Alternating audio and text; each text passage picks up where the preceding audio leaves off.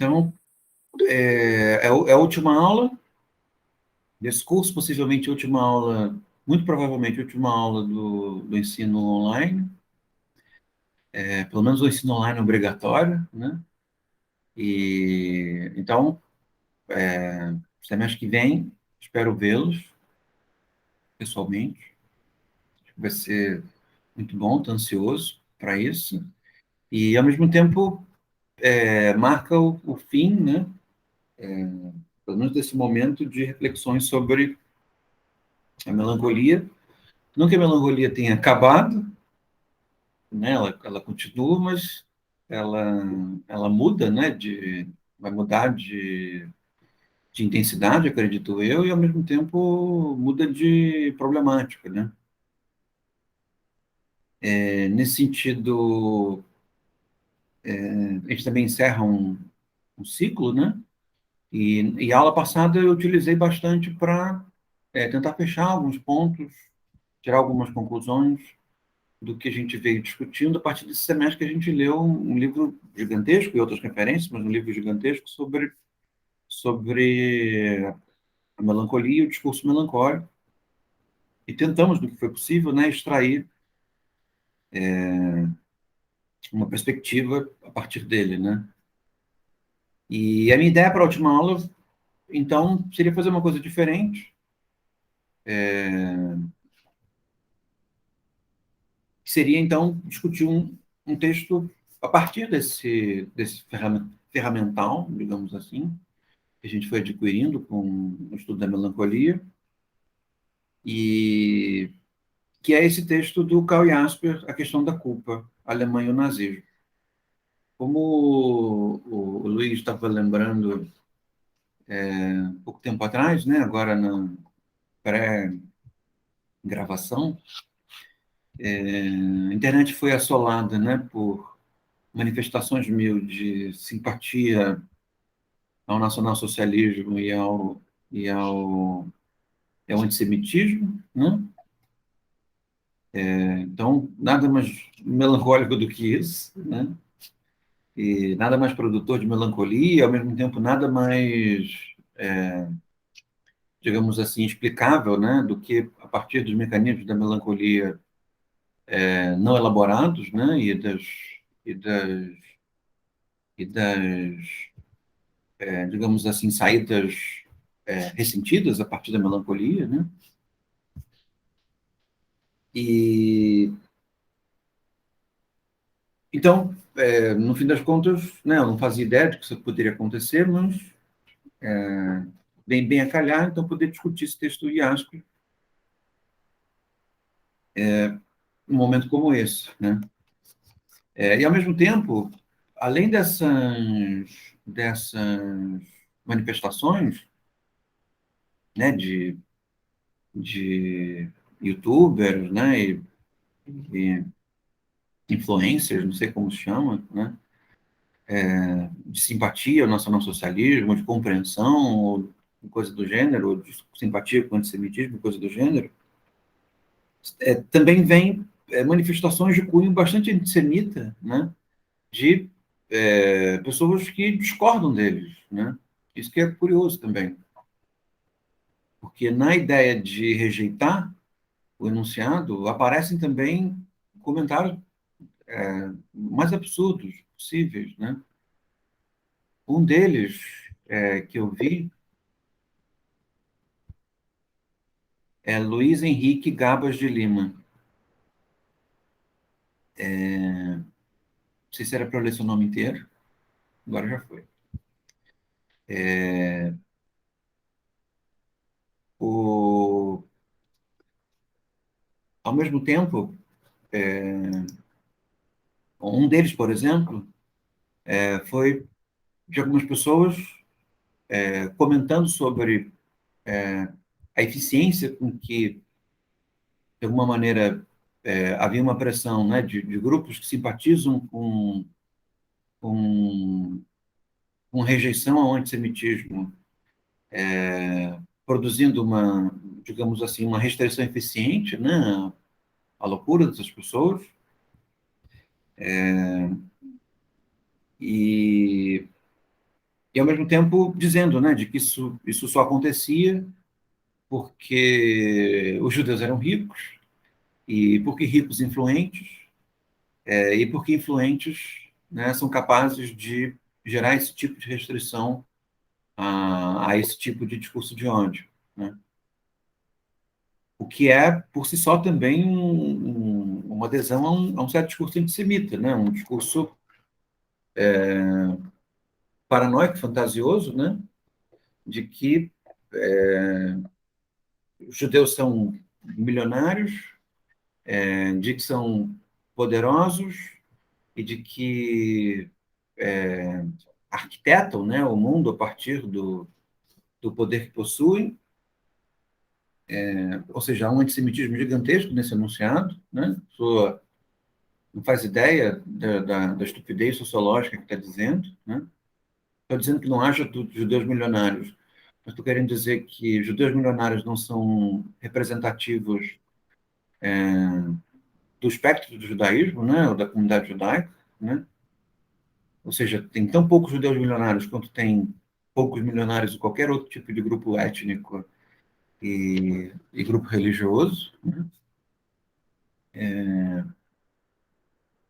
E o outro comentário também absurdo que eu vi nessa direção, que também demonstra um antissemitismo gigantesco, é de que a indústria cultural, que é fortemente judaica, supostamente, seria eficiente em ser capaz de restringir esse tipo de atividade e que isso causava até uma certa inveja, né, de que outros grupos não conseguissem dispor de uma indústria cultural tão eficiente, né? E também traz um antissemitismo gigantesco, porque a indústria cultural explora o sofrimento judaico, né, da mesma maneira que a indústria cultural explora o sofrimento de todo mundo, né? Então, não existe o fato de existirem muitos filmes fantasiosos sobre a Segunda Guerra, ou muitos filmes melodramáticos sobre a Segunda Guerra, né? E esses filmes fazem muito dinheiro. No fim das contas, o que a parte desses filmes e dessa maneira de representar que a indústria cultural faz tem como efeito é justamente alimentar uma certa expectativa de que existe uma especialidade, uma preferência, né, da indústria cultural com relação ao judaísmo. E, no fim das contas, tudo que há, né, é a possibilidade da indústria cultural explorar, enriquecer, explorando o sofrimento de pessoas que não ganham nada com essa exploração do seu sofrimento, né? E como acontece com outros grupos étnicos, né? Mas o fato de que existe um nicho de mercado gigantesco que não é de interesse de nenhum judeu ou de nenhum grupo judaico representativo, que ganha dinheiro com histórias relacionadas à Segunda Guerra e romances melodramáticos em torno da Segunda Guerra. Então, foi curioso, né? E ao mesmo tempo profundamente decepcionante, né? Perceber como que de uma manifestação antissemita e um discurso de ódio, né? Aparecem outras manifestações antissemitas que julgam que estão, na verdade, reprovando o discurso primeiro, né? Quando, na verdade, estão endossando por outras vias, né? Estão dando arsenal preconceituoso para esse tipo de dinâmica. O Rafael comenta aqui perguntando se não tem potencial na elaboração da melancolia dessas memórias. Eu acho que há formas pelas quais a arte, a literatura, o cinema elaboram, né, a melancolia relacionada à, à, à Segunda Guerra, né, aos extermínios, à Shoah, como se convenciona chamar em, em certos, em certos grupos, né, intelectuais. Mas com certeza não é a indústria cultural que faz isso, né? os eventos que conseguem fazer isso e as obras que conseguem fazer isso, elas não são absorvidas pela indústria cultural, né? É- Elas costumam ter um caráter heróico, costumam ter um caráter melodramático, costumam ter um caráter, como eu posso dizer, fantasioso, né? Então, as obras que costumam ter um impacto sobre a indústria cultural são, que têm um impacto a partir da indústria cultural, costumam ser obras em que o que se tem a impressão é nada mais do que uma espécie de exercício de poder, né? De massificação. Então, e as obras que realmente conseguem fazer isso, elaborar a melancolia desse tipo de legado, né? São obras que têm um impacto muito, muito pequeno, né? Sobre as pessoas, né? Então, eu acho que é importante, né? A elaboração. Mas quem do grande público ouve falar de Anselmo Kiefer, ou de Christian Boltanski, ou de Primo Levi, ou de Robert Antelme, ou de Porcelana, né? Isso, se está na indústria cultural, está num aspecto muito pequeno da indústria cultural. Nós temos acesso talvez a Lista de Schindler, A Vida é Bela, O Menino do Pijama Listrado, né? Que são obras que, no que diz respeito a, a elaboração da melancolia e, ao mesmo tempo, é, a percepção, né, dos impactos negativos do antissemitismo, ou elas têm um efeito meio deformador da realidade, ou, quando não tem um efeito deformador da realidade, justamente a popularidade delas e os meios pelos quais elas são consumidas, né, acaba por o meio, né, a forma, acaba por representar um efeito negativo sobre as demandas que ela julga que pode esclarecer, né? Então é como tratar de grandes questões dentro sei lá, de um programa de calouros ou de um reality show, né? Que vai transformar essas grandes questões em besteira, né? E aí o que nós vamos pensar não é nem na grande questão, nós vamos pensar, o que nós vamos perceber é que existe algum tipo de financiador que comprou aquele momento de anúncio para ganhar dinheiro em torno do sofrimento alheio, né? Então,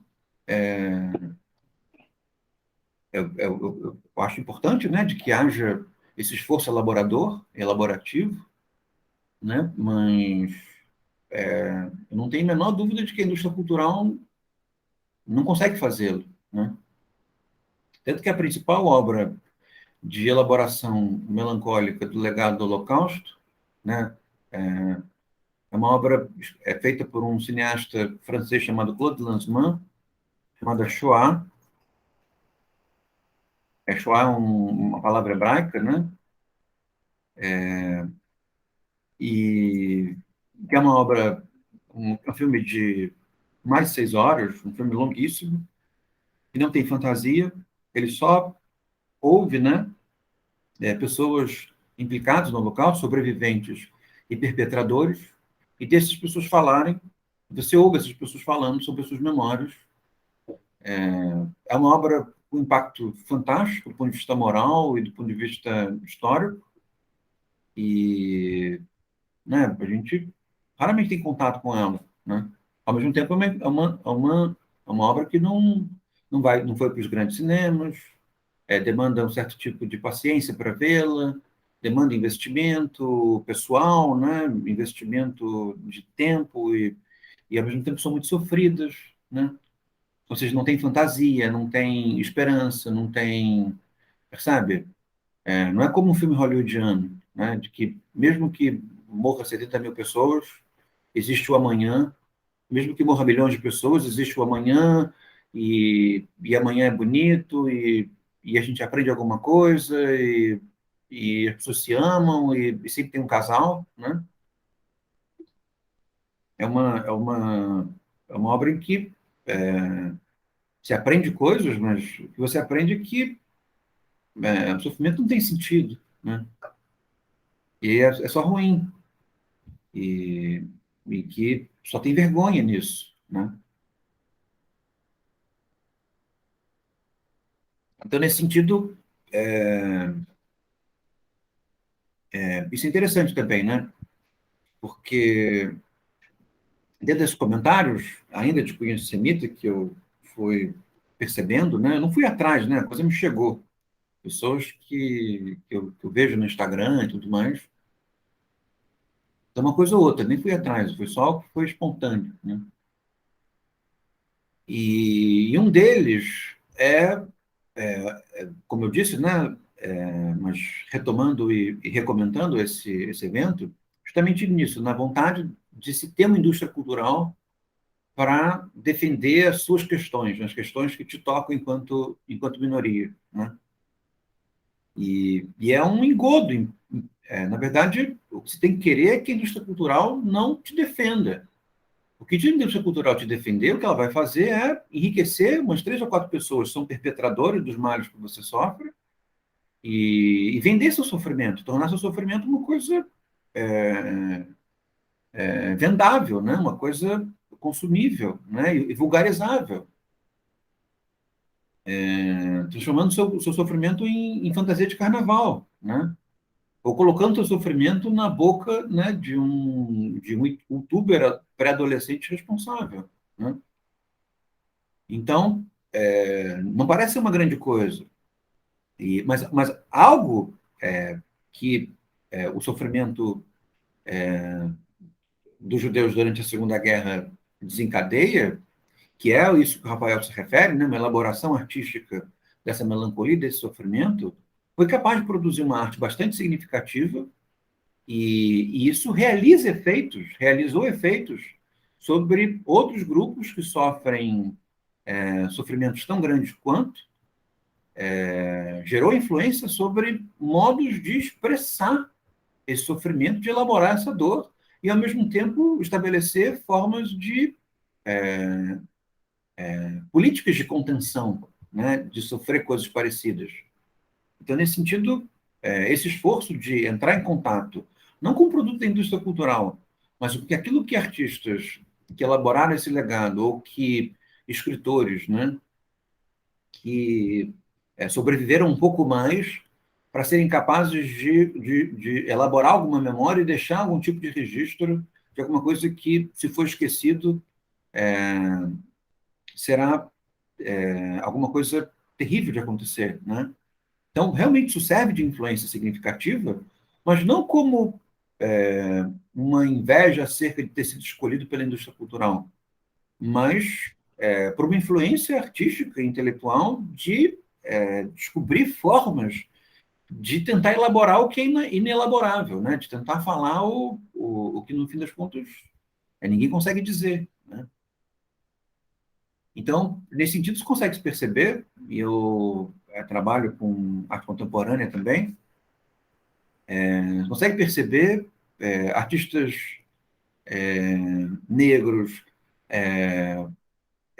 artistas mulheres, artistas trans, que são profundamente influenciados por artistas que tematizaram a lembrança, a memória da Shoah, do Holocausto, e que isso teve um impacto gigantesco sobre a obra deles e delas, e, e que foi uma força de libertação gigantesca, né? De conseguir desenvolver e perceber meios de elaborar eventos históricos bastante difíceis, né?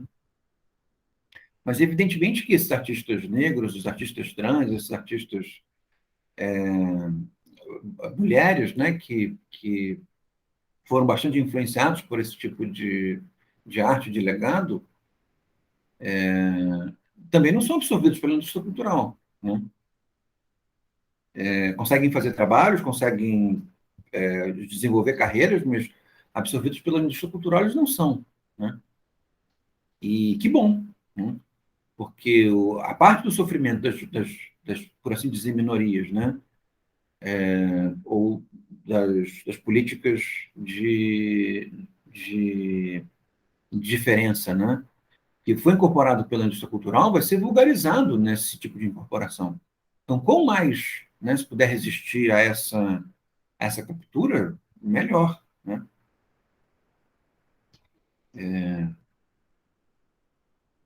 Então, isso é um comentário, né, sobre esses eventos agora, e vamos então para o Karl Jasper. O Karl Jasper é um filósofo alemão. A relação que ele tem com o judaísmo é de que ele era casado com uma judia, além da relação filosófica, né, estudou com judeus, ele é fenomenólogo, então foi próximo a Russell, né, que foi um filósofo judeu importante na Alemanha, mas ele mesmo não é judeu, e foi casado com uma judia, e por causa disso foi afastado das funções que ele tinha na Universidade Alemã a partir dos anos 30. Né? Ele é muito próximo de um filósofo muito controvertido, que é o Martin Heidegger, foi um dos professores do Heidegger, e da Hannah Arendt. A Hannah Arendt migrou para os Estados Unidos, e o Heidegger foi para o Partido Nazista, assumiu uma posição importante no Partido Nazista, e foi reitor durante um período da Universidade de Freiburg, se não me engano, e que foi uma desilusão muito grande, né, para o Karl Jasper. Mas o Jasper, né, passou por todo o período de 33 a 45 dentro da Alemanha e permaneceu na Alemanha pós-45, no período de desnazificação. No que nos concerne, é curioso que o Jasper escreveu esse texto, no que concerne esse curso, porque o Jasper foi um dos, como eu posso dizer, um dos precursores da psicopatologia. Né? A psicopatologia, ela enfrenta uma dificuldade, como a psiquiatria, de maneira geral, enfrenta uma dificuldade. O Jasper também foi psiquiatra, né? Antes de se dedicar exclusivamente à filosofia, ele era psiquiatra.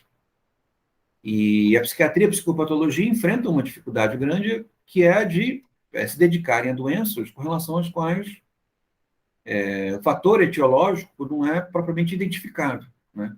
Não é como não é como o Covid, né? Que você percebe que tem um vírus ali, aí você identifica o vírus. Não é como um problema no coração, não é como um câncer, né? Que você percebe a causa da doença e identifica, né? São doenças que você percebe o sintoma, né? E que demandam uma narrativa fenomenológica sobre o sintoma, né? Como, por exemplo, o que nós vimos, né? Durante esse curso, né? E nesse semestre passado e nesse semestre, de que é preciso ouvir o melancólico para saber um pouco sobre a melancolia, ou olhar o melancólico para saber um pouco sobre a melancolia. Mas não se encontra a melancolia, né? Tem uma representação, não sei se do Bosch ou do Dürer, que é um médico extraindo a pedra da melancolia, né? Não existe uma pedra da melancolia, né? Toda vez que você extrai uma pedra da melancolia, você está arrancando a cabeça, um pedaço do cérebro da pessoa, né? Existe a pedra da melancolia. A antiguidade achou que talvez houvesse uma bile negra, mas não há uma bile negra, né? Então, a melancolia, enquanto fenômeno cultural ou fenômeno social, coletivo, ela não tem um fator etiológico, mas também não tem um fator etiológico do ponto de vista psicopatológico, né? Então, o Jasper foi um dos primeiros autores a desenvolver essa lógica de identificação fenomenológica, psicopatológica das doenças psiquiátricas. Né? Ele faz um esforço gigantesco, ainda na juventude, né, de produzir esse trabalho.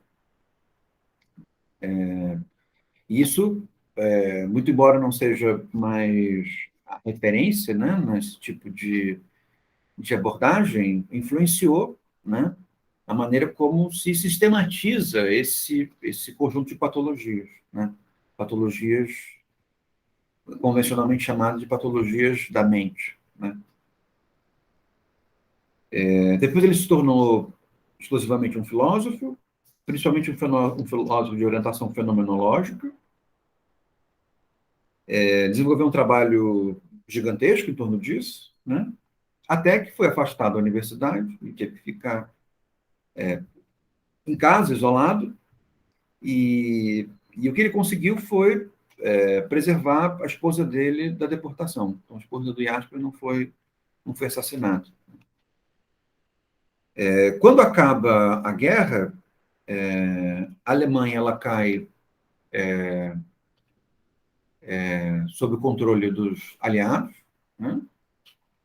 Basicamente os Estados Unidos e os russos, né? Os soviéticos, e, e a Alemanha passa por um período de desnazificação, né? Em que tribunais foram feitos para responsabilizar quem podia ser responsabilizado, né? E, ao mesmo tempo, é isso que o Jasper descreve, ao mesmo tempo em que a humanidade passa a olhar. Isso é interessante, né? Esse texto é um texto escrito em 45, 46. Se vocês forem ao pós-fácil, vocês vão ver que o Jasper faz uma espécie de meia-culpa, porque ele descreve a monstruosidade alemã, mas em 45, 46 se sabe 10% da monstruosidade alemã. A monstruosidade alemã vai aparecendo aos poucos, né? Tanto que a exploração pela indústria cultural do Holocausto só começa a se dar a partir do final dos anos 60 para os anos 70, e depois que alguns esforços intelectuais, esforços historiográficos, esforços artísticos começaram a dar notícia do Holocausto, né, da Shoah, que era alguma coisa que não se sabia a extensão, né? Não se percebia muito bem a extensão. Sabia-se que os judeus tinham sido mortos, sabia que os judeus tinham sido deportados, sabia-se que os judeus tinham sido colocados em guetos, mas exatamente a proporção era alguma coisa que ela relativamente misteriosa ainda, né? A primeira imagem, o primeiro conjunto de imagens factuais, né, feitas por soldados alemães e por soldados americanos que chegaram no campo, é um vídeo feito se eu não me engano, pelo Resnais, chamado Nuit et Brouillard, que é alguma coisa como noite e, e neblina, e que são as primeiras imagens reais, né, de corpos mortos, de corpos em decomposição. E esse filme, se eu não me engano, é do começo dos anos 60. Vocês que lidam bem com a internet podem buscar depois e podem ver esse documentário, que é um documentário pequeno. Noite e Neblina, eu acho que é do Resnais, se eu não me engano. Então, quando Jasper escreve esse texto, ele escreve esse texto é, na neblina ainda, né? E a grande questão é que, em 45, a humanidade, um pouco que ela sabe, ela está horrorizada com a Alemanha, com os alemães, com os germânicos, ou seja, culpabiliza os alemães, e, ao mesmo tempo, boa parte dos alemães que não morreram se sentem culpados, né?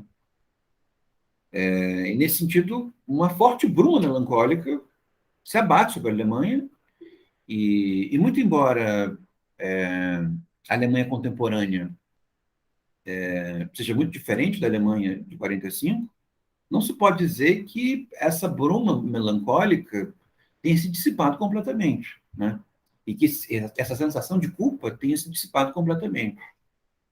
Evidentemente que os alemães contemporâneos, descendentes de nazistas ou pessoas que tiveram vivas naquele momento, não carregam uma culpa direta, mas, ao mesmo tempo, carregam um impacto indireto de pertencerem a uma realidade cultural e política que, de alguma maneira, tem vínculo com aqueles eventos, né? O Rafael comentou que tem um documentário na Netflix sobre a Segunda Guerra que reproduz um narrador da BBC em choque com os campos. É, é, é alguma coisa que nos choca até hoje, né? Vocês entrarem em contato com esse documentário do Resnais, se vocês não assistiram Shoah, se vocês não leram Primo Levi, se vocês não leram Henri Werther, se vocês não leram Robert Antelme, que não era judeu, mas esteve dentro de um campo de concentração, vocês fazem um pouco ideia também do que se trata, né? Vocês fazem uma ideia um pouco esquemática, né?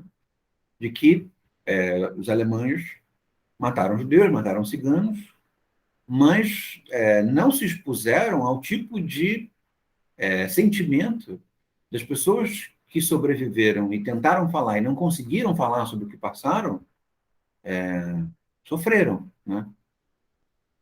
E do ponto de vista moral, a humanidade tem responsabilidade de passar por isso. Da mesma maneira que a humanidade tem responsabilidade de passar por relatos significativos e recolhas, né, com relação a outras formas de sofrimento. No nosso caso, principalmente o sofrimento que os negros passavam e passam com a escravidão e com o legado da escravidão, né? Permanência de elementos vinculados à escravidão na sociedade brasileira contemporânea. Como também existe uma responsabilidade moral muito grande de entrar em contato, não mediado pela indústria cultural, evidentemente, com a tortura praticada pelo regime de exceção durante a ditadura militar, né? Tem alguns textos importantes, eu recomendo dois. Um é o K, do Bernardo Kucinski, que não é um relato de primeira mão, mas ele relata o desaparecimento da irmã dele, né? E o outro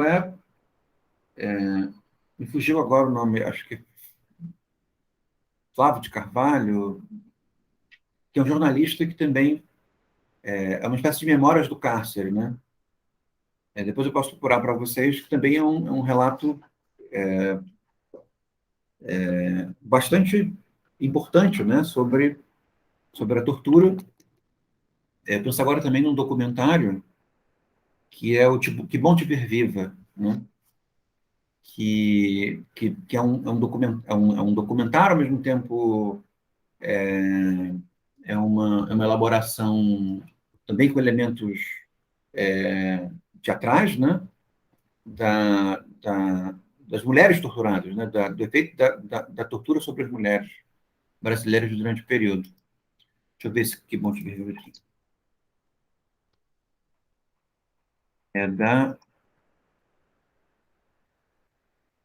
Da Lúcia Muratti.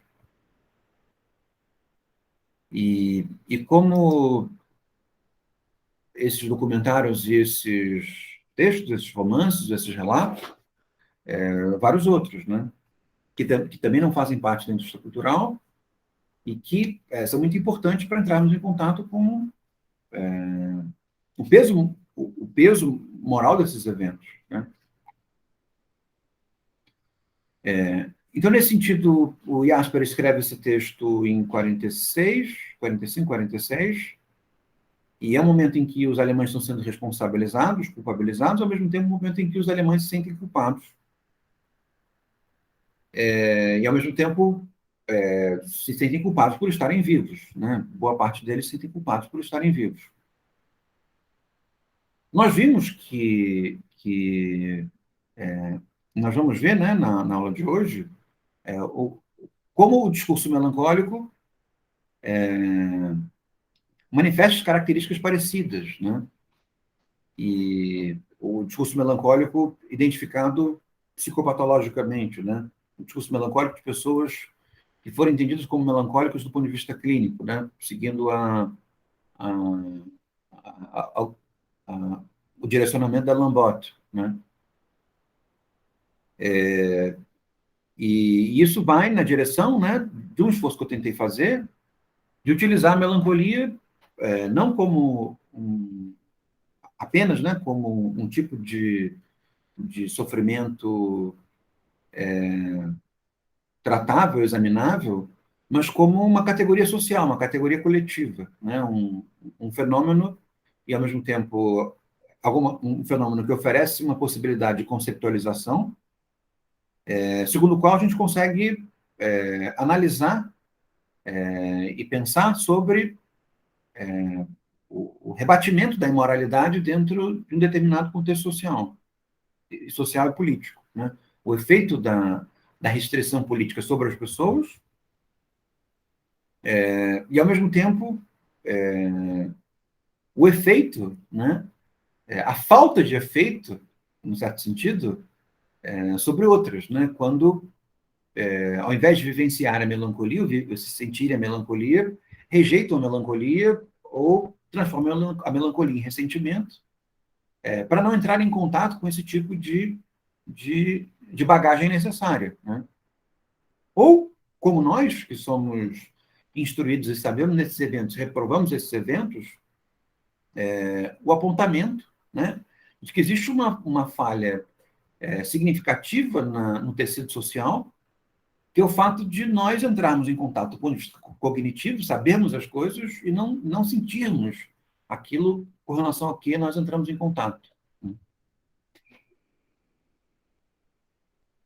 Então, nesse sentido, o Jasper, que não é um cético, né, um filósofo, digamos assim, dogmático, num certo sentido, ele então resolve fazer uma taxonomia da culpa, né? Ou seja, estamos sentindo culpados, estamos culpando, o que é a culpa e até onde vai a culpa e que tipo de culpas existe, né? Que seria a parte mais superficial do texto, mas ao mesmo tempo interessante, porque marca também uma espécie de impossibilidade moral, né? De responsabilizarmos, do ponto de vista político e jurídico, a culpa na proporção em que ela aparece, né? Ao mesmo tempo em que ele reconhece, né, e elabora, né, parte do sentimento melancólico que se abate sobre ele e sobre a Alemanha nesse período, né? A escolha desse texto, que não se motivou por esses últimos escândalos da internet, que até porque eu não sabia, né? Ela se motivou, na verdade, por causa da pandemia, né? Porque, evidentemente, que eu não estou comparando a pandemia com a Segunda Guerra, não estou comparando o governo brasileiro contemporâneo com o nacionalsocialismo, nada do gênero, tá? Muito embora o próprio governo insista em se aproximar, né? Vocês lembram muito bem daquele ministro da Cultura que fez um pronunciamento vestido de Goebbels, que era ministro da propaganda do Hitler, usando a mesma música, os mesmos enquadramentos, as mesmas frases, né? Patético. Patético, né? Monstruoso, é impressionante como é que o governo não caiu, né? É muita banana junta, né, entre nós, por um governo não cair com uma manifestação desse tipo, né? Mas não caiu, né? Bananosos como somos, sem querer desmerecer a banana, que é uma ótima fruta, e é muito importante, né? Comam banana, e potássio é ótimo para vocês.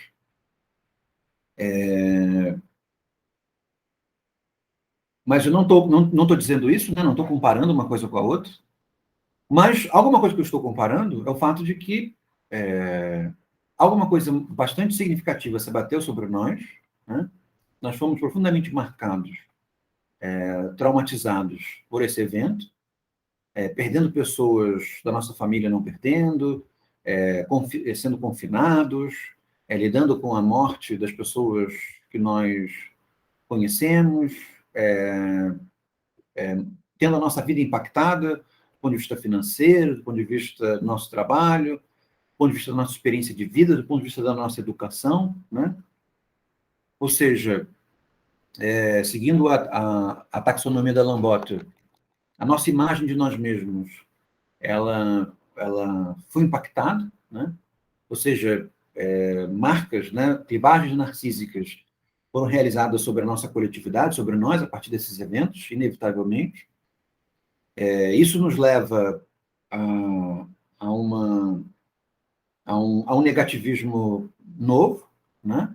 Uma percepção negativa da realidade, que não é só ruim, também é bastante boa e importante, né? Como nós vimos, ela desenvolve a nossa sensibilidade no que diz respeito ao sofrimento, a disponibilidade com relação ao sofrimento do outro.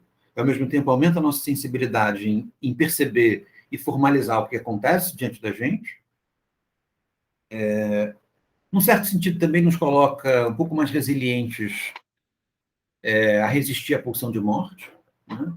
Não todos e não de maneira horizontal, mas né, nós convivemos com a morte, né? E nesse sentido, né, nós não estamos mais tão estranhos assim à morte como éramos antes de passarmos por isso. E ao mesmo tempo isso teve um impacto sobre a nossa vitalidade, né? Claro que teve pessoas que, para não sentir essa melancolia, entraram em surtos de saúde, ginástica, yoga, mas é uma maneira de sofrer também, né? Muito embora não aproveite o que a melancolia tem para elaborar o sofrimento, mas é uma maneira também de sofrer, e ao mesmo tempo nós estamos lidando com uma realidade que já se mostrava profundamente melancólica. Então, aprofundamos essa melancolia com a pandemia, né? Se aprofundou entre nós a melancolia, a pandemia, ao mesmo tempo em que como é que chama? Os efeitos colaterais da melancolia também foram bastante sentidos, né? Como o alastramento do ressentimento entre nós, o alastramento da defesa dos maus sentimentos entre nós, né? Uma certa autorização de povoar a esfera pública com maus sentimentos declarados, coisas que o período de redemocratização nos constrangia a não fazer, né? De alguma maneira, os nossos demônios saíram dos armários. Então, nesse sentido, a escolha desse texto, muito embora não sirva de analogia com 46, pelo menos do ponto de vista estrutural ou formal, me parece que essa analogia ela é possível, né? Ou seja, nós estamos saindo, espero eu, de um período profundamente traumático, com relação aos quais o impacto melancólico é muito forte, e estamos vivenciando a sensibilidade adicional, estamos vivenciando a inteligibilidade adicional, estamos vivenciando o aquebrantamento de vitalidade adicional e estamos vivenciando o ressentimento adicional, né? Ou seja, nós estamos no momento de enfrentarmos a melancolia, elaborarmos a melancolia, né? Não simplesmente nos esquivarmos dela.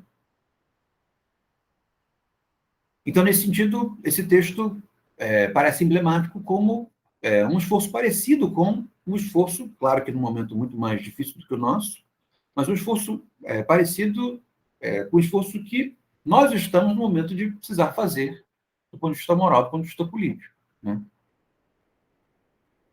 Ou não, ou nós podemos pura e simplesmente aderir a uma verdade, ignorarmos a melancolia, ignorarmos o sofrimento e produzirmos uma atividade que produza destruição e nos impeça de sentir. Mas não é recomendável, né? Do ponto de vista histórico, isso não é recomendável. Provavelmente é o que nós vamos fazer, né? Provável que apareça alguém com uma concepção universalista geral muito grande, nós adiramos a essa versão geral de como os problemas podem ser resolvidos imediatamente, ele vai nos conquistar, esperamos que seja o menos irresponsável, menos monstruoso, digamos assim, defensor de razões dogmáticas sobre a esfera pública. Mas, historicamente, não é recomendável que façamos isso, né?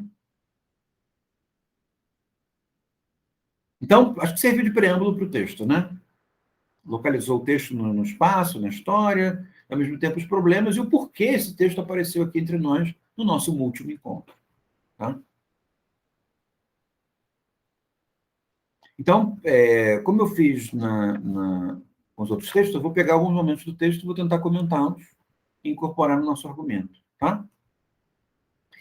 Ele diz assim, na página 11, fiquei falando ela, porque era lambota o tempo inteiro, agora apareceu um cara. Ele. Então, agora precisamos perguntar a nós mesmos se não estamos sucumbindo novamente a outro barulho, se não estamos ficando presunçosos, se não estamos nos concedendo uma legitimidade pelo simples fato de termos sobrevivido e sofrido. Né? Ele está dizendo que o fato de nós... que existe uma culpa por estar vivo, mas existe também a recusa de sentir a culpa por estar vivo. E quando se existe a recusa pela culpa de estar vivo, existe uma espécie de, como eu posso chamar, de uma valorização ou uma autoridade da vida pelo fato dela ter sobrevivido, né? Por ela ter sofrido para sobreviver. Né? Então, como se, pelo simples fato de termos sobrevivido, não precisássemos lidar com os sofrimentos que a sobrevivência se encadeia, né? E recebe. Né? Então, não existe razão para ficar presunçoso pura e simplesmente porque nós sobrevivemos. Até porque, se nós sobrevivemos, nós não sobrevivemos muito pelo que nós fizemos. Nós sobrevivemos por sorte. Né?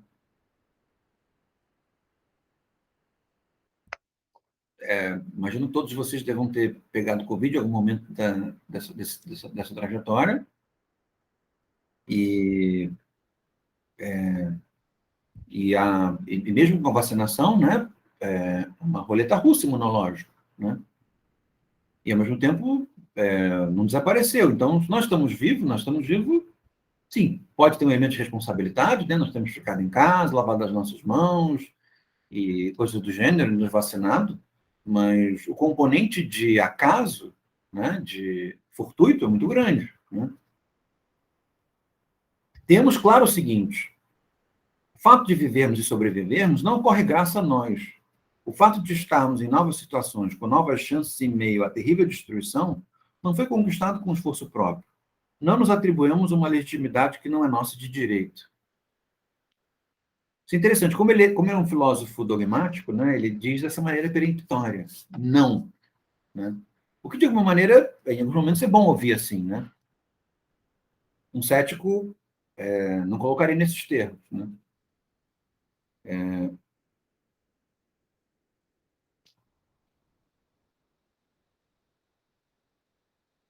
Aí, uma frase que também é importante para nós, na página 3, ele diz assim: comum a nós é a ausência de comunidade. Né? Isso é curioso. Como que.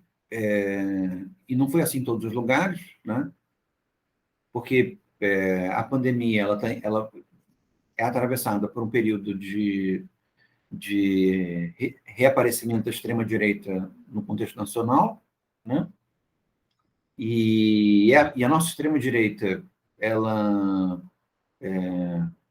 não foi capaz ou empurrou o país para uma crise política e econômica gigantesca, né? Então, nós estamos sofrendo da pandemia, os efeitos da pandemia, nós estamos sofrendo vários efeitos acumulados. Né? E, e, nesse sentido, algumas dinâmicas, algumas catástrofes públicas geram um sentimento de comunidade, né? Porque nós atravessamos juntos. Né? Mas o fato de nós termos vivenciado a pandemia num momento de inflexão, de tensão política muito grande, né? Nos privou, e parte da elaboração melancólica concerne a entrar em contato com isso, da possibilidade de comunidade que esse evento poderia ter provocado. Né? Porque o luto também produz comunidade. Né? É alguma coisa que nós dividimos. Mas, no fim das contas, o que a pandemia fez, muito embora, muito em função dessa maneira atrapalhada, né, com que a nossa vida política é conduzida, fez foi impedir o sentimento de comunidade, ou seja, nós vivenciamos um sofrimento coletivo, mas, no fim das contas, cada um sente o sofrimento como sendo só seu. Né? Mesmo no que diz respeito ao sacrifício dos médicos, profissionais de saúde nesse momento, é um sacrifício que poucos vivenciam como um esforço coletivo, né? A maioria de nós vivencia esse sacrifício como um momento de enriquecimento dos médicos e dos profissionais de saúde, né? Ou seja, de que eles trabalharam na pandemia porque eles recebem dinheiro e recebendo dinheiro, nós não temos muito o que nos sentir gratos, né, pelo esforço deles, porque a medicina já foi fortemente privatizada, mesmo o SUS, né, foi fortemente privatizado, e nesse sentido eles são prestadores de serviço, ou seja, eles, eles estão ali porque eles estão se vendem, né? E não é verdade, né? Ao mesmo tempo, no nosso país, né, que tem diferenças de renda muito significativa, né? Nós tivemos o exército de entregadores trabalhando durante a pandemia, né? Poderia ser vivenciado como um esforço coletivo de uma massa de pessoas anônimas que trabalham de maneira precarizada, e agora ainda mais precarizada, porque, via de regra, eles trabalham por aplicativos, né? Que é uma máquina de precarização, de exploração, né? É uma forma contemporânea de escravidão, né? Entre aspas. Poderia ser sentido como um esforço coletivo com relação ao qual algum sentimento de comunidade poderia se dar, né? De modo a comunidade se sensibilizar com a necessidade de um esforço de amparo com relação a essa parcela significativa de pessoas que vivem de maneira precária, mas esse sentimento simplesmente não existe, né? Nem no sentido de resistir a essa forma de precarização, todos nós usamos esses aplicativos nos nossos celulares, como também não existe o esforço de produzir qualquer tipo de rede de assistência ou de pressão política para que haja rede de assistência para essas pessoas que estão nessa posição profundamente precarizada e que arriscaram a sua vida, as suas vidas por nós, né? Na verdade, a sensação eles entregaram porque estavam de dinheiro. Se eles não precisavam de dinheiro, eles não estavam entregando. Mas isso é uma parte da moeda, né? É o fato de que a nossa vida efetivamente dependeu, né, dessas pessoas durante um período muito longo. Sem falar nos trabalhadores de mercado, e números infinitos de pessoas, né? Funcionários de farmácias. Então, vamos lá. Ele diz, né, que tem três tipos de culpa. Essa é o momento mais... Quatro tipos de culpa, que é o momento mais taxonômico do texto. Que é a culpa criminal, a culpa política, a culpa moral e a culpa metafísica, né? A culpa criminal, ela é muito específica e muito difícil de ser verificada, e concerne a responsabilidade direta, né, e o cometimento de um crime, né? Mesmo a CPI, nós tivemos uma CPI gigantesca em torno da pandemia, né? Todo mundo assistiu longamente, mas mesmo a CPI tem uma dificuldade gigantesca, né, de algum tipo de desencadear algum processo de responsabilização criminal, né? Porque o direito criminal é um direito persecutório, e quanto direito persecutório, se não houver garantias e proteções, ele se torna um monstrengo gigantesco, né? E aí, mais do que nós nos sentirmos no processo de Kafka, nós vamos no sentido do processo de Kafka também do ponto de vista criminal. Então, nesse sentido, a responsabilização criminal ela é bastante restritiva, né? Aqui ele comenta, durante a Segunda Guerra, de que aqueles nazistas que puderam ser responsabilizados do ponto de vista criminal foram um número muito reduzido, né? Eram pessoas que estavam todas sujas de sangue, pessoas que tiveram um papel de liderança, foram aqueles carcereiros que se esforçavam, né, para se tornar pessoas desprezíveis e monstruosas, né?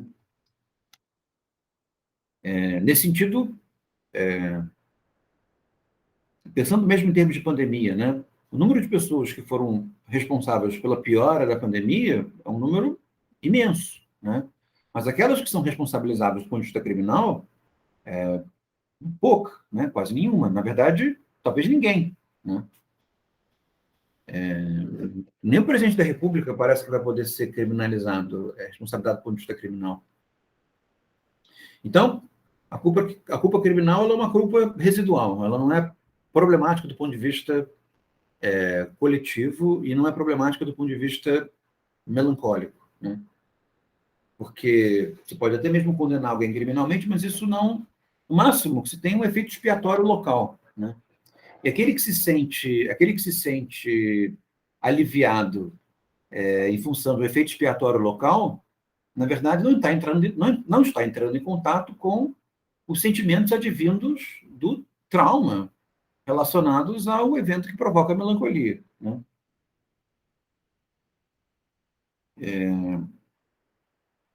A culpa política, e essa é um pouco mais ampla, né? Porque concerne, né, a, a contribuição a dinâmicas restritivas que contribuíram para o evento, para a piora do evento, né? Então, há uma culpa política naqueles que advogavam o não uso de máscaras, né? Há uma culpa política naqueles que têm uma posição ambígua com relação a medicamentos que preveniriam a doença.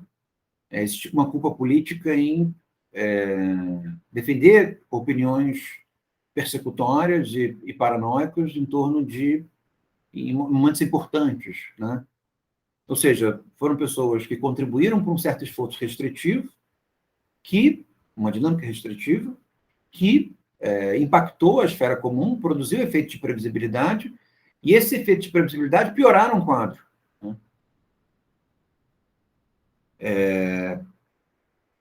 Há uma dificuldade significativa, né, de responsabilização política, porque,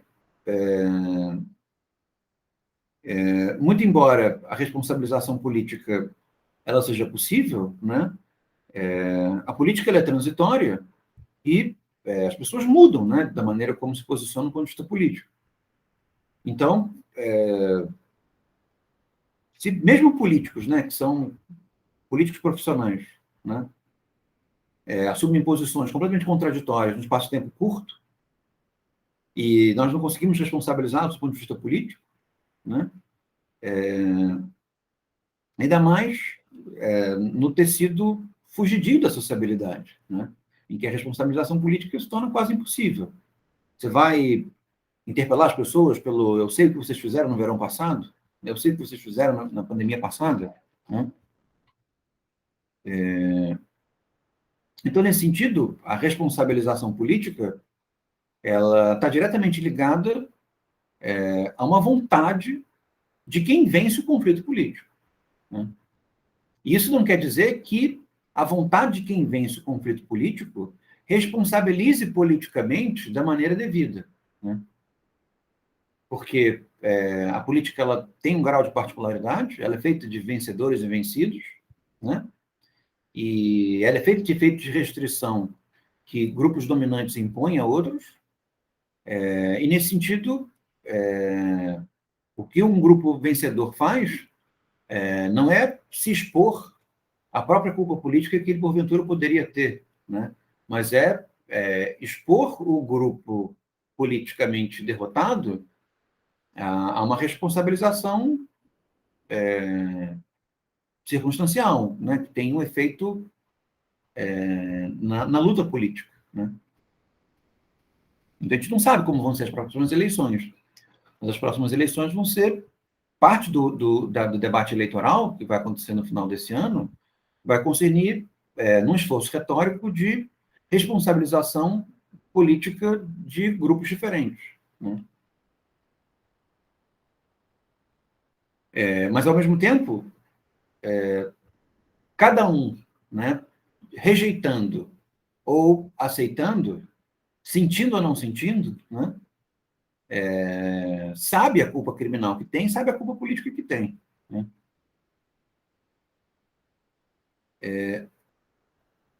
A culpa moral, que é mais ampla, né? Ele diz assim: tenho responsabilidade pelas ações que sempre cometo enquanto indivíduo, e a tenho por todas as minhas ações, inclusive pelas ações políticas e militares que executo. Nunca vale a pena a ordem é uma ordem. Como muitos crimes continuam sendo crimes, mesmo tendo sido ordenados, toda ação permanece submetida também ao juízo moral. Ou seja, independentemente da necessidade política que alguém venha sentir de restringir uma determinada direção, cada um é responsável pelo sofrimento que infligiu, né? Percebe? Porque a culpa política não é uma culpa. A gente poderia dizer que esse esquema que ele faz, do criminal, do político, do moral para o metafísico, é um esquema que vai elastecendo a culpa, né? E tornando-a, digamos assim, mais grave, né? Ou seja, quanto menos afunilada, mais grave a culpa é. E mais importante de ser elaborada ela se torna, né? A culpa criminal ela é individualíssima, né? Ninguém pode cumprir por você, né? O crime é individualíssimo, pelo menos no direito penal minimamente responsável. A culpa política ela abriga um corpo maior de pessoas, né? A culpa moral ela implica um grupo ainda maior e a metafísica supostamente engloba a comunidade como um todo, né? Então, a culpa moral é que, independentemente da vida política ter nos feito convergir por um determinado tipo de restrição, ou apoiar determinado tipo de restrição,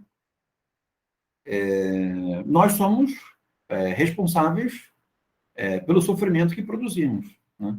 Então, a despeito de termos que produzir sofrimentos necessários para obter, devidos ou indevidos, para obter determinados tipos de resultado, determinados tipos de hábito, inexoravelmente somos responsáveis pelo sofrimento que produzimos, né?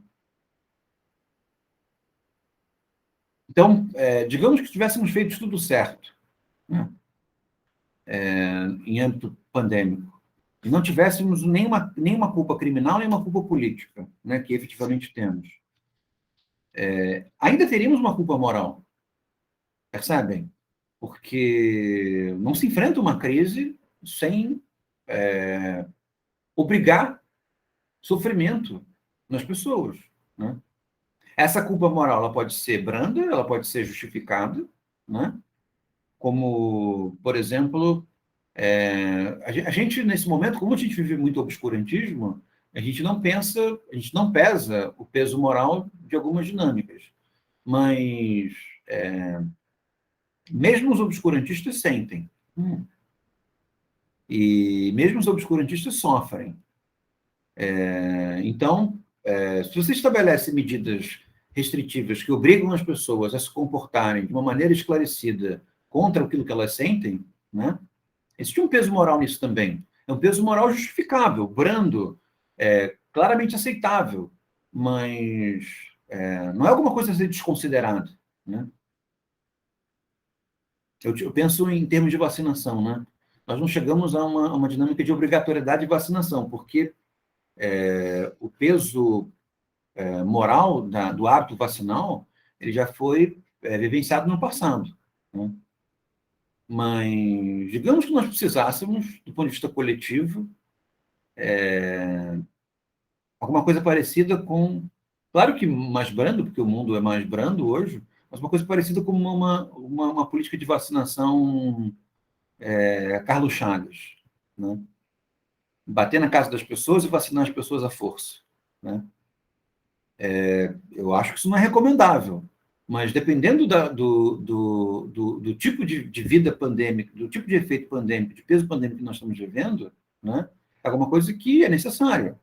Digamos que ao invés de vivenciarmos uma pandemia de uma pandemia de Covid, né, de um vírus, nós vivenciássemos uma pandemia parecida com a pandemia de dengue, né, com uma pandemia de peste negra, que é uma pandemia sanitária, né? Ou seja, as pessoas vão morrer se você não entrar na casa dela, né, mesmo que elas não queiram deixar, e mate, né, o foco dos vetores de doença, né?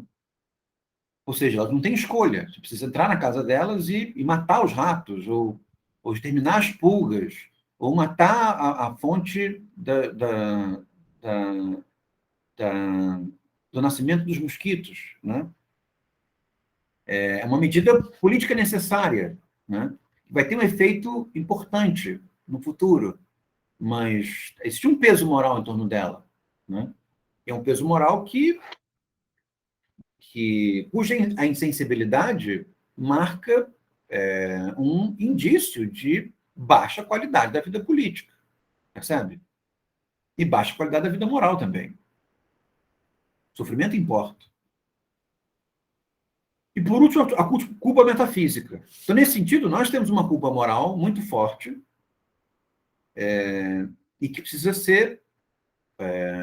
que nos provoca uma melancolia bastante intensa e que vai continuar provocando, me parece, e que nós temos um trabalho pela frente de elaboração dessa culpa moral, que vai estar diretamente ligado ao trabalho de elaboração da nossa melancolia presente, né?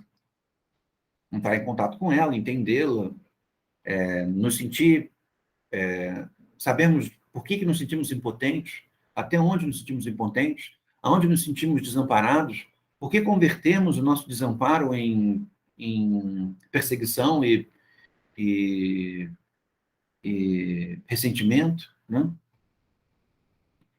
E, por último, a culpa metafísica, que, evidentemente, que é a mais controversa, né? Que seria nós termos desrespeitado Deus, né? Mas, ao mesmo tempo, a culpa metafísica não precisa aceitar a transcendência, me parece, né? A culpa metafísica ela pode aceitar pelo menos um campo de peremptoriedade histórica, né? E aí ele diz: existe uma solidariedade entre pessoas enquanto pessoas, que torna cada um corresponsável por toda incorreção e toda injustiça no mundo, especialmente por crimes que acontecem em sua presença ou que são do seu conhecimento. Se não faço o que posso para evitar isso, também tenho culpa. Se não dediquei minha vida a evitar o assassinato de outros, mas fiquei ali, sinto-me culpado de certa forma, que não é compreensível do ponto de vista jurídico, político e moral. Então, existe uma correlação à escravidão no Brasil. Existe uma culpa moral? Existe uma culpa moral significativa. Mas parece que há também uma culpa metafísica, né? Que não precisa aceitar Deus, não precisa aceitar a transcendência para que ela exista. Porque se de nenhuma forma eu elaborei o meu pus, ou se de alguma maneira contribuir, né, aos tipos de sofrimento e de perseguição relacionados à escravidão, ao legado da escravidão no nosso contexto, né, essa culpa existe e ela é, ela é, digamos assim, consolidada do ponto de vista histórico, né? Ela é inexorável, a melhor palavra é essa, ela é inexorável do ponto de vista histórico, né? Então, você pisou aqui, sobreviveu, comeu alguma coisa aqui, né, no nosso contexto, a culpa pela escravidão, ela começa a fazer parte de você, né? Você passa a fazer parte dela. Mesmo que você não tenha, mesmo que você não tenha antepassados que tenham tido escravos, mesmo que você não tenha, percebe, um vínculo direto histórico, esse é um tipo de sociabilidade em que esse sofrimento está em causa, é muito difícil conseguir abrandá-lo justamente pelas categorias políticas que se impõem, e, nesse sentido, a nossa sentimentalidade passa a estar ligada a, essa forma perene de restritividade, né? Que sai do âmbito moral, sai do âmbito político e se marca como uma característica inexorável da própria história, né? Acredito eu.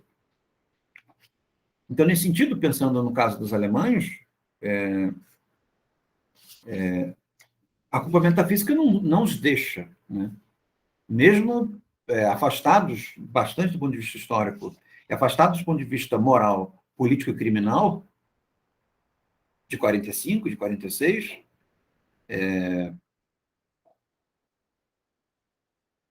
a Segunda Guerra, né, é um trauma, e esse trauma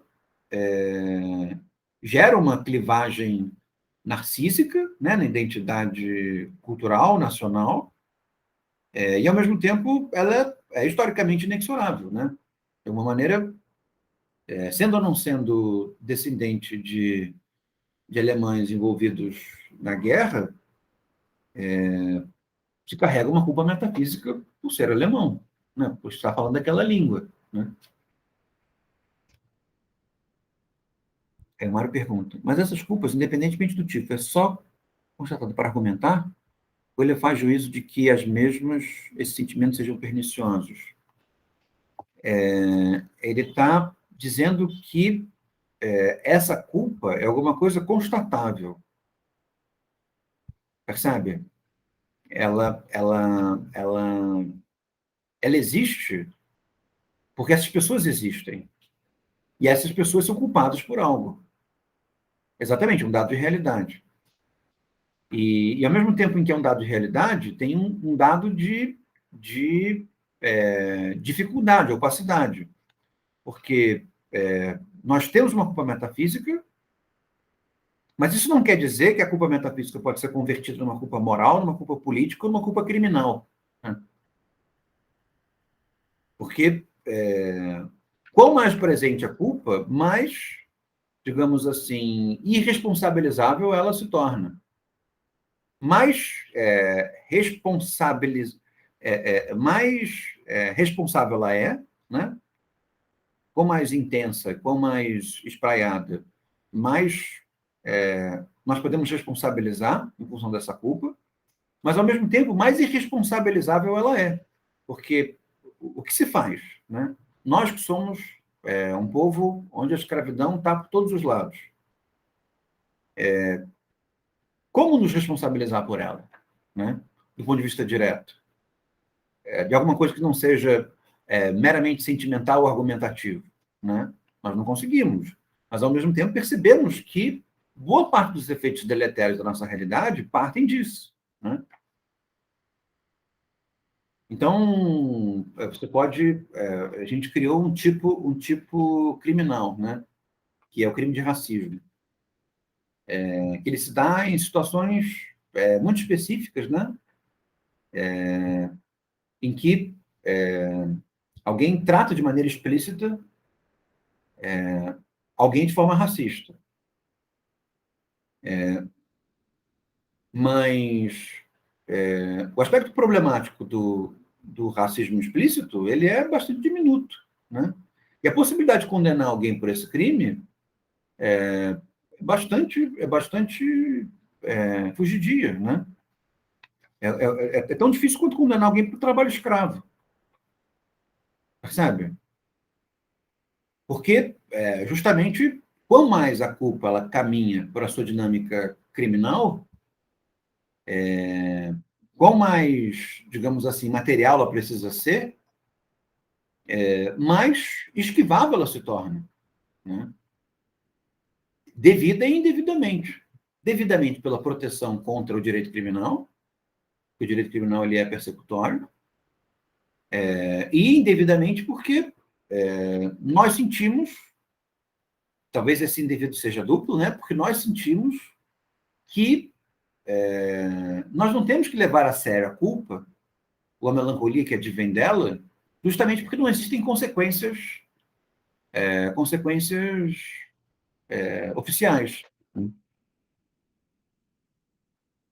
Então, isso é um pouco parte do problema, né? Se uma culpa não é criminalizável ou politizável, é comum, né, que se ignore essa culpa, porque não existe uma consequência oficial para essa culpa, né?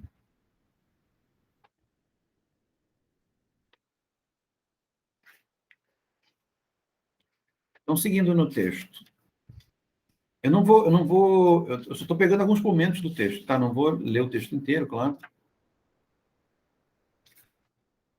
Na página 42, ele faz uma identificação que é importante para nós, principalmente, que estudamos política, né? Que é o fato de que a culpa ela é politizável, né? E esse é um ponto importante e perigoso da culpa, né? Porque da mesma maneira que a culpa é criminalizável, né, alguém tem culpa por alguma coisa criminalizável, quanto mais criminalizável ela mais esquivável ela se torna, a politização também, né? Porque a politização concerne pela força, né, pelo poder, pelo mecanismo de dominação, estratificar, consolidar e tornar previsível um tipo de culpa, né? Então, ao mesmo tempo que seja tentador conseguir politizar um tipo de culpa, politizar um tipo de culpa traz consigo um peso moral significativo, né? Seria como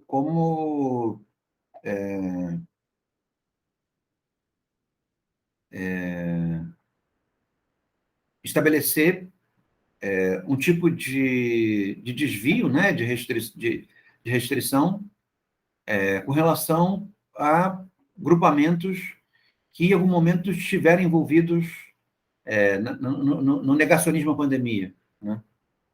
Então, por exemplo, negacionistas não participam da nossa sociabilidade. Não tem punição, não tem nada. Nós sabemos quem são negacionistas, nós falamos sobre ele, né? Você sabe? Eu sei. E eles vão ter na nossa sociabilidade um lugar de pior na vida política, né? Nós vamos politicamente colocá-los numa posição de sofrimento complementar. Então, nós não falamos sobre isso, mas nós não contratamos negacionistas. Eu não oriento negacionistas. Vocês não tratam intelectualmente com negacionistas. Percebe? Nós não sentamos do lado do negacionista, mas nós não namoramos, não casamos com negacionistas. Percebe? Ou seja, politizamos o negacionismo e estabelecemos uma restrição social peremptória, né? É alguma coisa que não precisa nem estar na lei, mas nós sabemos que estabelece um hábito coletivo em torno da nossa sociabilidade. E de tal maneira que isso tem efeitos eleitorais, tem efeitos nas leis, tem efeitos no preenchimento dos cargos, né? É uma clara politização da nossa vitória sobre os negacionistas, né? Espero que nós tenhamos essa vitória, né? Que nós possamos, de alguma maneira, ter a possibilidade de politizar o negacionismo e não fazê-lo, né? Termos a grandeza de não fazê-lo, mas que haja a possibilidade de fazê-lo, né? Tomara. Mas, claro que isso tem um peso moral, uma culpa moral agregada, né?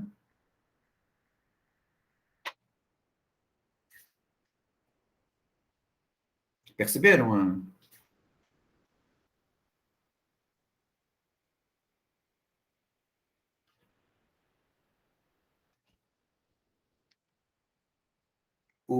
Ele tem uma frase no página 49 que também é bem interessante para o nosso contexto, né? Ele diz assim, o processo de Nuremberg, né?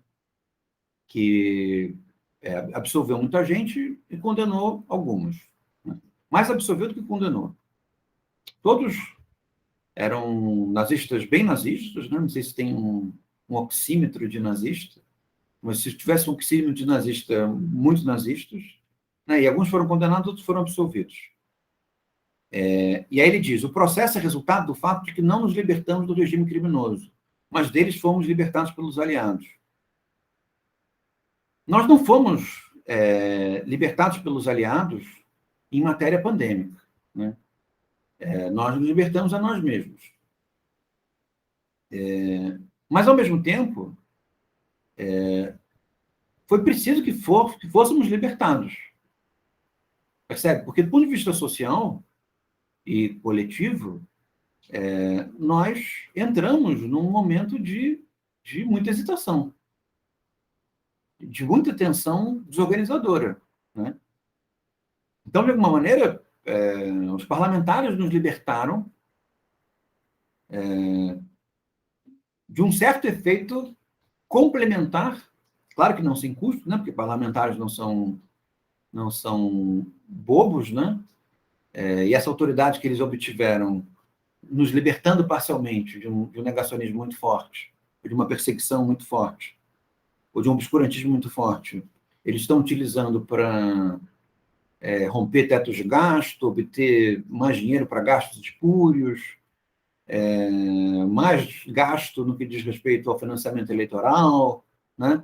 Ou seja, nós estamos pagando o preço dessa libertação, né? Mas por que estamos pagando o preço dessa libertação? Porque fomos libertados, percebem? Nós estivemos à mercê em algum momento. Ou seja, os nossos mecanismos morais e políticos até esse momento não foram capazes de estabelecer a previsibilidade do modo pelo qual a vida pública seria regida, seria conduzida, né? A nossa vida pública entrou num impasse.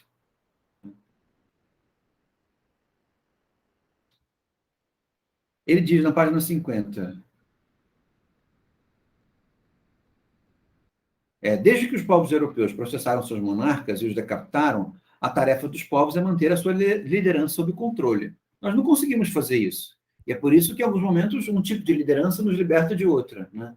E é por isso que nós temos um sistema político complexo, né? Momentos em que a força política de algumas instituições científicas, né, em aliança com alguns governadores, consegue ter um efeito de persuasão tal que controla efeitos deletérios, por exemplo, da presidente da República, né? Mas, do ponto de vista da razão popular, né, da democracia popular, a culpa é coletiva, né? A culpa é nossa. Nós não temos mais elites políticas que sejam intrinsecamente, digamos assim, responsabilizáveis pelo poder, né? No fim das contas, todos eles são responsabilizáveis até o momento que deixam de ser. Ou seja, a responsabilidade política perene e moral perene é da população como um todo, né?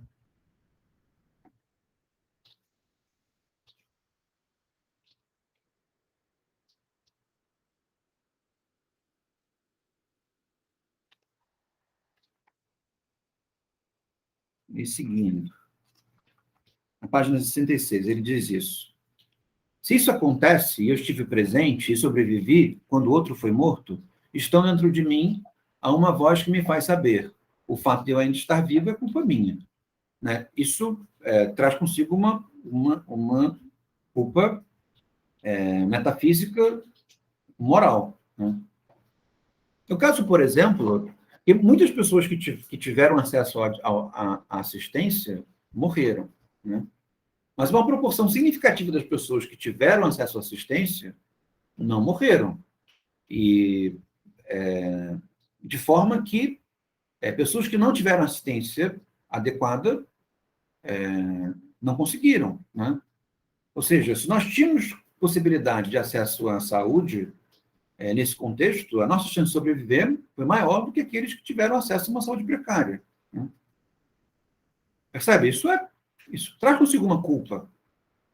E se não se sente essa culpa, tem algum problema, né? Ou se transforma essa culpa em ressentimento, tem algum problema. Percebe? Esse é um momento, não um momento de nós dissermos que é cada um por si, e por isso nós temos que ficar ressentidos com aqueles que atrapalham cada um por si. Esse é o momento em que nós estabelecemos instituições e hábitos para que esse tipo de culpa metafísica e moral não se dê na mesma proporção no futuro, né? Esse é um momento, por exemplo, de pacto pela saúde pública, como muitos outros povos estão fazendo, né? Nós não, nós estamos numa direção contrária, né? Nós deveríamos estar pensando o SUS agora, né? Nós deveríamos estar pensando no regime de trabalho dos funcionários do SUS. Não sei se vocês sabem, mas os funcionários do SUS trabalham por regime de organização social. Eles são empresários sem direitos, né? Ou seja, eles ganham pelo que eles trabalham. Se eles adoecem, eles não ganham. Se eles morrem, os seus familiares não recebem porcaria nenhuma. Eles funcionam como é que tem um nome jurídico para o empreendedor simples, tem um nome, MEI? o MEI, né? Eles não são MEIs. Acho que ele está como Eireli agora. Eles não são MEI, porque existe uma organização social que organiza o trabalho deles. Essa organização social é que disputa autorização para poder gerir um determinado posto de saúde do SUS, né? Mas, a bem da verdade, no vínculo que eles têm com essa OS, que, via de regra, é administrada por algum capitalista muito forte, é um vínculo de MEI. É esquisito, né? De que as pessoas que vão estar responsáveis por salvarem as nossas vidas em momentos de crise não tenham direitos, né? Não é esquisito? Ao mesmo tempo, se elas não têm direitos, elas também se colocam com relação a nós como vendedores de serviço, né? E a saúde não é só um serviço que é vendido, né? A saúde também é um valor, né? Curiosamente, uma boa parte da reação à pandemia se deu a partir de universidades e centros de pesquisa, né? Tanto no sentido de manter algum tipo de atividade intelectual no país, né? Com o sofrimento individual que isso trouxe para cada profissional, ao mesmo tempo fazendo vacinas, né? Fazendo pesquisa e militando politicamente em função de uma política dessa natureza. Boa parte dessas pessoas tinha um vínculo estáveis com o Estado, ou seja, que permitiram com que elas desenvolvessem, do ponto de vista cotidiano, a possibilidade da obrigação, né? Ou seja, o Estado tinha obrigação com elas, ou tem obrigação com elas, e elas se sentem moralmente com obrigação com o Estado e com a coletividade, né? Esse tipo de vínculo é muito importante. Eu não acho que seja importante em todos os âmbitos da vida, né? Mas em alguns âmbitos da vida, é claro que ele é importante. A educação, a saúde, são momentos importantes. A pesquisa, a inovação, são momentos importantes. Contudo, aqueles que, em total impotência e desespero, não conseguiram impedir aquilo, deram um passo em sua transformação pela consciência da culpa metafísica. Então, nós temos uma culpa por estar vivo, e essa culpa por estar vivo se transforma num traço da nossa história, né? Nós somos aqueles que, por alguma razão, ou por uma razão um pouco espúria, ou por uma razão meramente baseada no acaso, ou porque tínhamos mais dinheiro, mais acesso do que os outros, ou porque tivemos sorte imunológica, sobrevivemos a isso, né? Somos aqueles que, diferente de outros, né, permaneceram vivos.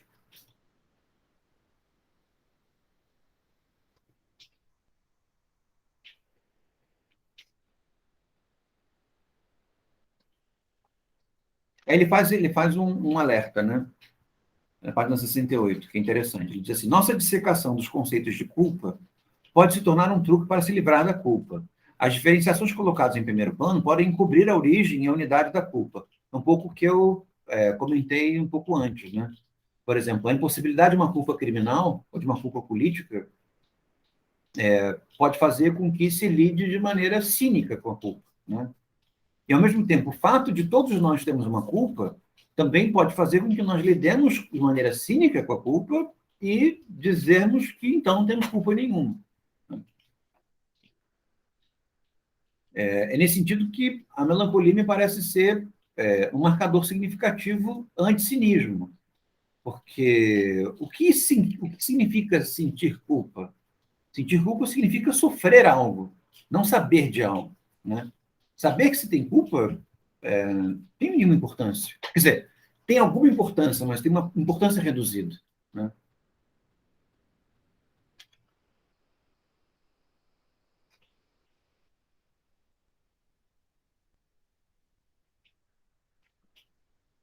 Por sentirmos a culpa coletiva, sentimos também toda a tarefa da renovação do ser humano a partir da origem. Uma empreitada que todas as pessoas na Terra têm, mas que aparece de forma mais urgente, sensível e decisiva quando um povo está diante do nada devido à própria culpa. Percebe? Em função do que nós fizemos, ou que deixamos de fazer, vivenciamos um trauma significativo, né? Ou um trauma significativo se abateu sobre nós, digamos assim, né? Como um grande desastre natural, com relação ao qual nós não tivemos, não Samarco, né? Mas um grande desastre natural do qual nós não tivemos responsabilidade, né? Vivenciar esse evento nos coloca numa posição de impotência, de desamparo bastante significativo, né?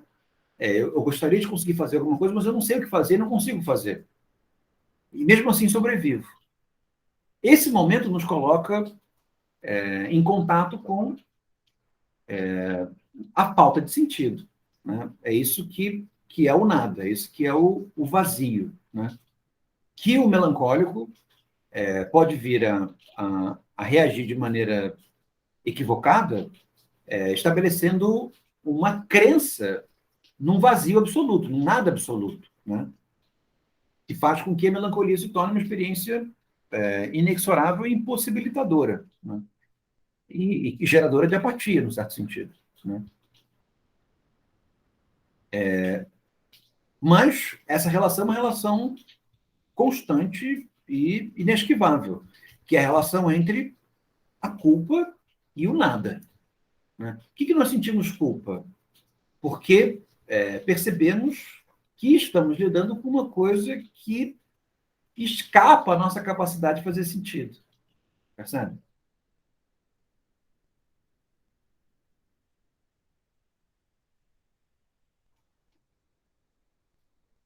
Ou seja, essa impotência de não conseguir fazer sentido de algo demanda uma espécie de tolerância e habitação no sem sentido, na falta de sentido, para conseguir, aos poucos, extrair sentido dela, né?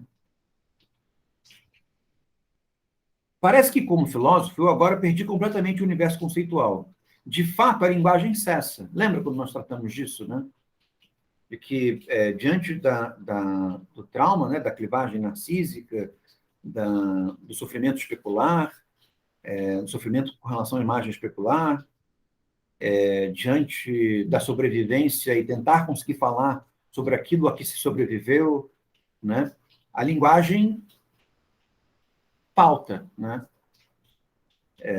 Então, se a nossa linguagem está dando conta de maneira muito efetiva daquilo que nós passamos, é provável que nós não estejamos sentindo aquilo que nós passamos, percebe? Porque aquilo que nós passamos não é ainda imediatamente colocável em linguagem, né? Consegue relatar uma coisa ou outra, mas relatar o que nós vivemos não significa exatamente dar a entender o que nós passamos, né? Ou dar a sentir o que nós passamos, ou o que nós vivenciamos, né? Então, de fato, a linguagem cessa. E lembramos aqui, apenas negativamente, que todas as nossas diferenciações, além de as considerarmos verdadeiras e nós refutarmos, não podem servir como leito de descanso, né? O fato da linguagem não dar conta não significa que nós vamos deixar de tentar dar conta linguisticamente, né? Até porque, aos poucos, nós vamos elaborando e, aos poucos, nós vamos transformando parte desse sem sentido em sentido, né? Em crenças, novos hábitos, políticas públicas, uma eventual responsabilização criminal, né? O. 。 . 。 。 . 。 . 。 . 。 . 。 . 。 . 。 . 。 . 。 . 。 . 。 . 。 . . . 。 . 。 . 。 . 。 . 。 . 。 . 。 . 。 . 。 . 。 . 。 . 。 . 。 . 。 . 。 .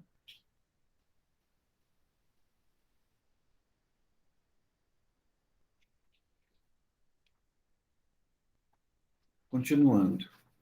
Então, tá indo bem o comentário? Tá.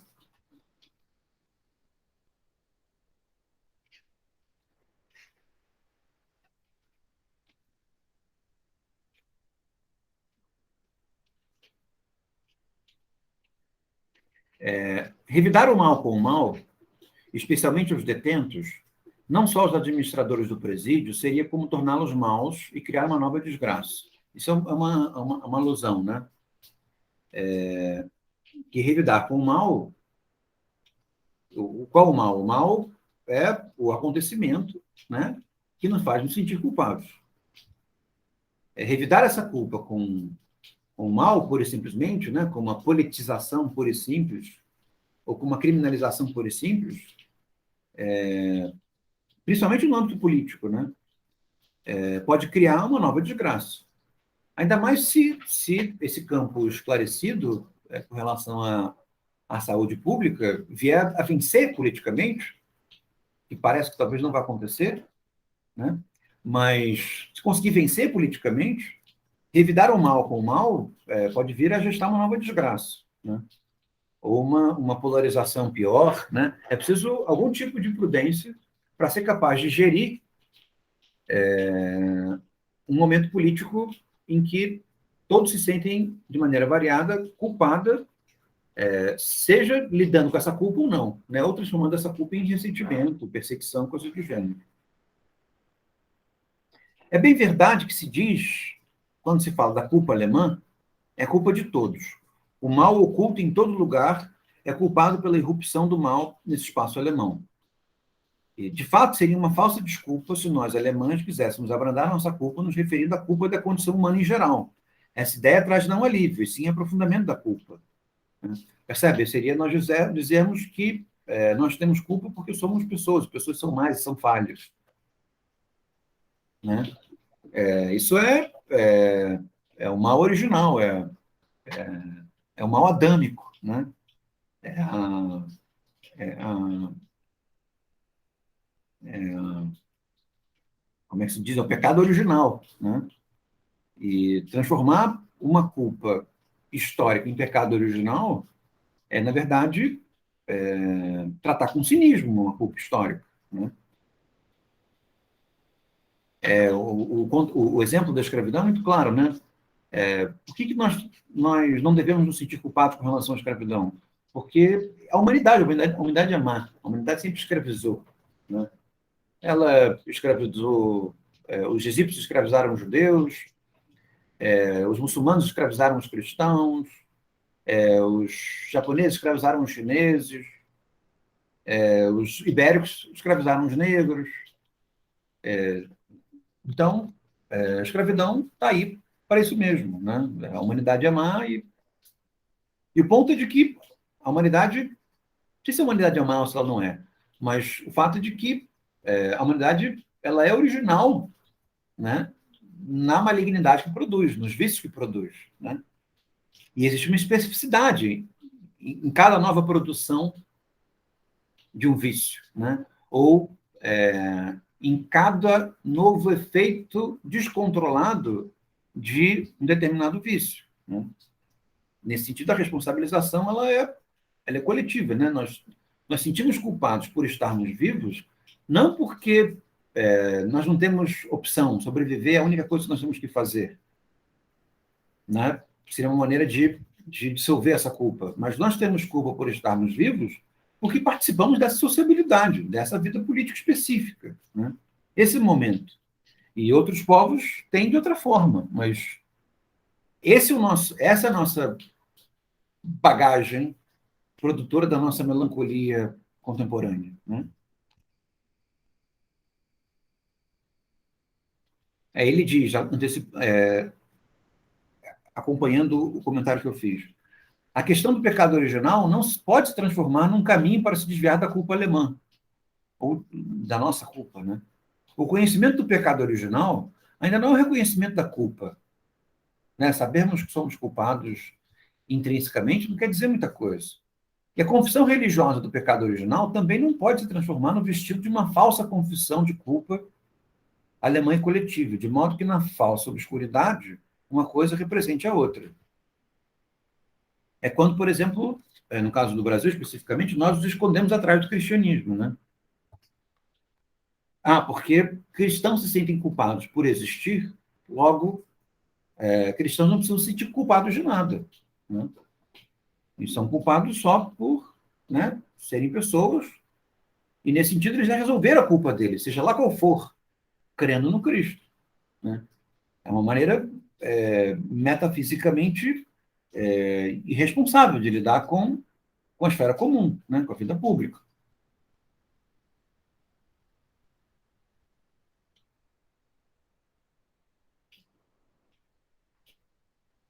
A decisão de querer viver impotente é um ato de seriedade fundamental da vida.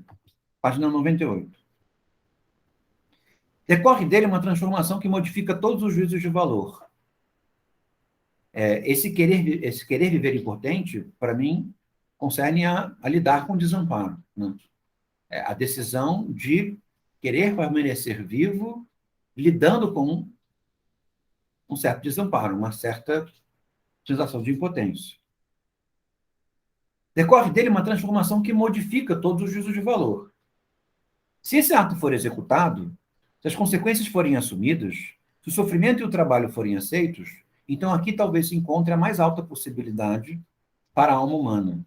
Não é dado de presente, nada vem por si só. Apenas quando essa decisão, como ato original, estiver clara, podem-se evitar os desvios da abdicação do eu e da renitência orgulhosa. A purificação leva à clareza da decisão e à clareza de suas consequências. Mas quando junto à condição de derrotado houver uma culpa, terá que ser assumida não apenas a impotência, mas também a culpa, e de ambas deve brotar a refundição do ser, da qual o homem quer se furtar. E seria o ideal, né? Mas absolutamente irreal, que seria aqueles que assumiram posições incorretas durante esse período, não só assumissem relação com a melancolia relacionada ao fato de que não poderiam fazer muita coisa, né? Porque são impotentes como todo mundo, e entrar em contato com esse desamparo, mas, ao mesmo tempo, entrar em contato com o fato de que possuem uma culpa adicional, né? A culpa de ter tomado medidas incorretas que prejudicaram outras pessoas. Além, por exemplo, da culpa pontual, né, de ter algum tipo de segurança material e ter sido capaz de se esquivar das consequências de uma desgraça coletiva de uma maneira que outras pessoas não puderam, né? Sem nenhum grande mérito, né? Qual o mérito? O mérito de ter nascido numa família e não na outra, né? O mérito de ter estudado mais do que o outro, ou ter escolhido uma profissão que paga melhor do que a outra, né? Isso pode ser mérito para algumas coisas, mas não é o que diz quem merece e quem não merece estar vivo, né?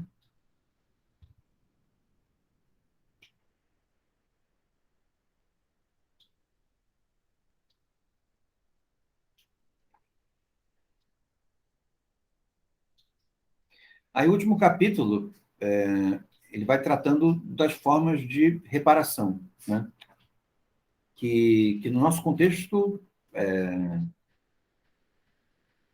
parece um caminho interessante, né, a ser tomado do ponto de vista político e moral, mas, ao mesmo tempo, né, o meu pessimismo me impede a minha melancolia e o pessimismo que advém dela me impede de crer muito nisso.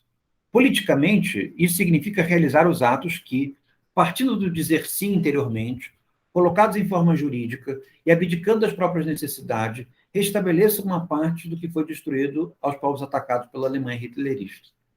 Isso é o caso deles. No nosso caso, nós assumirmos que o nosso esforço com relação à saúde pública contemporânea reage à desgraça que nós vivemos.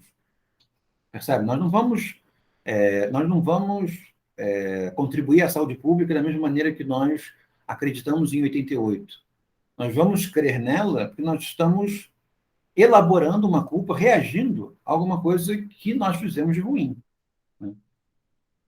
Ou seja, nós temos a necessidade de tomar medidas políticas e jurídicas concretas para reparar parte dos danos que foram provocados. Né? A exigência de reconhecer um direito especial, aí ele fala das pessoas que sofreram a ação do governo alemão, né? A exigência de reconhecer um direito especial aos deportados, aos roubados, aos saqueados, aos torturados pelo regime hitlerista aos imigrados. É necessária uma diferenciação entre os atingidos pela miséria, se eu quiser operar a reparação daquilo que sou, de minha parte culpado. Né? Nesse sentido, todos nós somos culpados por estarmos vivos, mas nem todos devem ser reparados na mesma proporção. Porque quanto mais se sofreu, quanto mais exposto se estava, quanto mais vulnerável se estava, maior a necessidade de reparação. Né? Então, é claro que os esforços de saúde pública devem ser capazes de reparar, pelo menos no que diz respeito à assistência médica, a profunda clivagem social e política que existe entre nós. Sabendo que, resolvendo parte dessa clivagem, inclusive, os efeitos desastrosos de uma pandemia são sentidos de maneira mais branda também nas classes mais altas, né? Porque a saúde pública não existe porque ela é boazinha, né? Ela existe também por causa da politicidade dela, e é o fato de que questões de saúde pública afetam a todos. Né? Acho que fomos bem, né? Acho que foi um texto interessante, acho que a leitura dele, do ponto de vista da melancolia, funciona bem, né? E acho que serve também de encerramento dos nossos trabalhos. No semestre que vem, ainda não sei as disciplinas que eu vou pegar, mas eu devo não trabalhar a melancolia nela mesma, mas trabalhar alguma coisa relacionada à melancolia no pensamento político brasileiro, né? Em pensadores brasileiros que abordam ou reagem a essa questão de alguma forma. E é claro que o tema da escravidão aparece o tempo inteiro, né? Porque, mas não, Maria Silvia. Maria Silva de Carvalho e a violência. exatamente. Então, agradecer a atenção de vocês por esse semestre, por esse tempo todo, por esses quase 2 anos, né? E, e dizer que foi um prazer e que eu espero revê-los daqui a pouco, março, lá na UF. Podemos. A gente aperta a mão e depois lava com álcool. E não sei ainda como vai Vidrinho ser. já no bolso, né? Vai ser um mundo desconhecido, esquisito, mas. E que eu acho que a presença online vai permanecer, mas pelo menos a possibilidade de nós termos um espaço público, né? Que nós possamos habitar, nos ver e pensar, eu acho que já vai ser alguma coisa boa para começarmos a exercitar alguma coisa que nós aprendemos, né, nesse último tempo, nos últimos tempos, com relação à história da melancolia, o discurso melancólico, coisa dessa natureza. Gente, obrigadíssimo. Menos culpadamente. Então é isso. Culpadamente, né?